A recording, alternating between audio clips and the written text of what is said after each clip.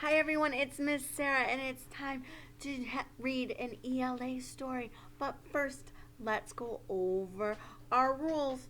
Rule number 1, eyes are watching. Rule number 2, ears are listening. Let's turn them on.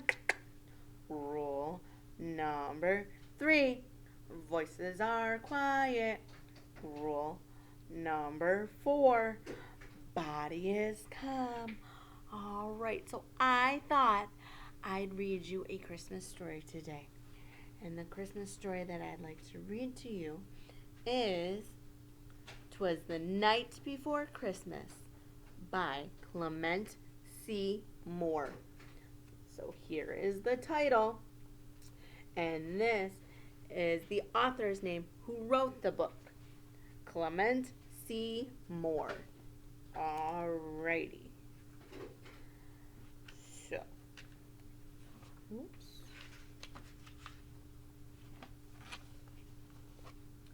"'Twas the night before Christmas when all through the house not a creature was stirring, not even a mouse.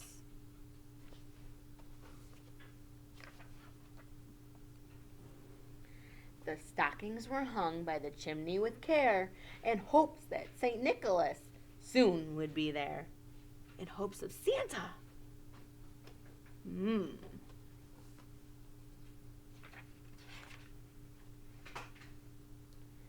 The children were nestled all snug in their beds, while visions of sugar plums danced in their heads. Of candies! Ooh!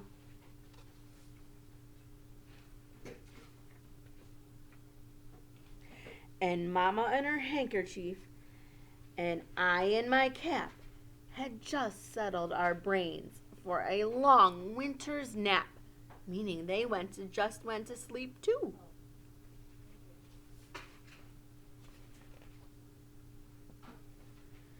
When out on the lawn there rose such a clatter, I sprang from my bed to see what was the matter. Away to the window I flew like a flash, tore open the shutters, and threw up the sash. The moon on the breast of a new fallen snow gave a lust of new day to objects below, when what to my wondering eyes should appear but a miniature sleigh and 8 tiny reindeer, with a little old driver so lively and quick, I knew in a moment it must be Saint Nick. Santa came!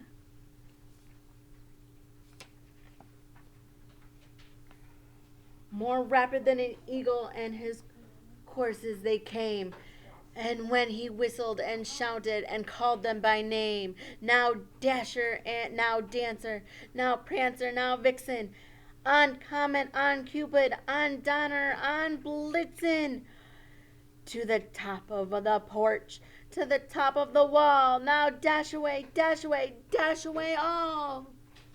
Ooh. Santa was calling each of his 8 reindeer.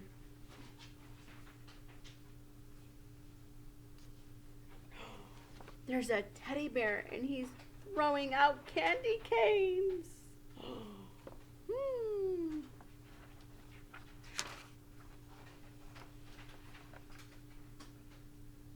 As dry leaves that before the wild hurricane flies, when they meet with an obstacle, mount to the sky, so up to the housetop, the courses they flew, with the sleigh full of toys and St. Nicholas too.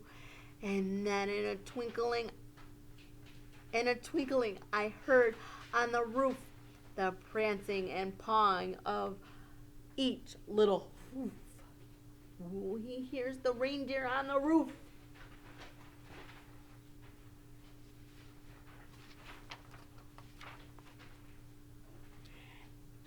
As I drew my head and was turning around, down the chimney St. Nick came with a bound. Yay!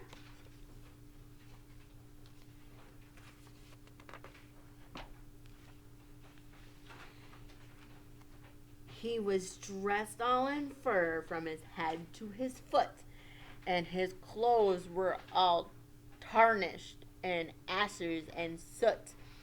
A bundle of toys he had flung on his back, and he looked like a peddler just opening his pack.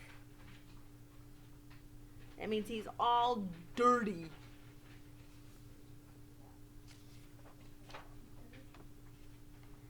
His eyes, how they twinkled. His dimples, how merry. His cheeks were like roses. His nose like a cherry.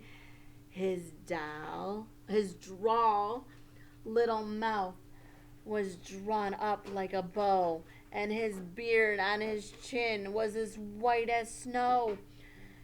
The stump of his pipe he held tight to his teeth, and the smoke it encircled his head like a wreath.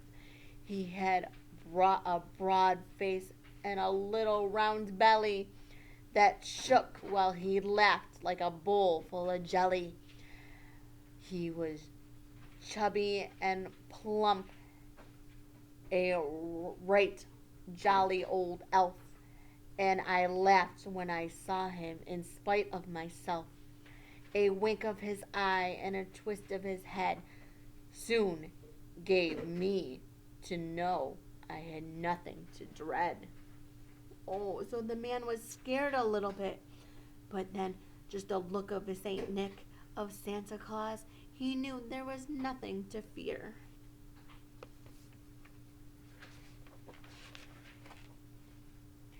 He spoke not a word, but went straight to his work, and he filled all the stockings, then turned with a jerk, and laying his finger aside of his nose, and giving a nod up the chimney he rose.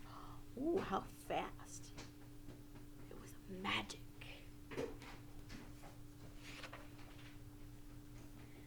He sprang to his sled, to his team he gave a whistle, and away they all flew like the down of a thistle. But I heard him exclaim, he drove out of sight, "Happy Christmas to all, and to all a good night." Oh, how wonderful Christmas story that was. I hope you enjoyed that as much as I did. And that is all I have for you. Until next time, bye everyone.